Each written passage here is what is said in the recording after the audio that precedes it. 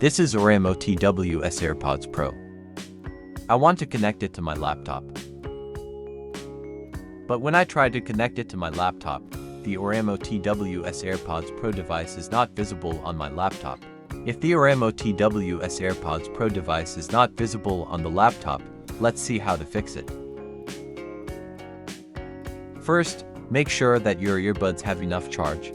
If the earbuds do not have enough charge, charge them for 20 minutes. After charging the earbuds, try connecting it to your laptop. If the Oraimo TWS Airpods Pro still does not come to the laptop, reset the earbuds.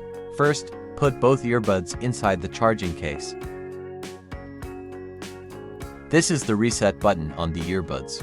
Press and hold the reset button for 5 seconds and the earbuds will start resetting.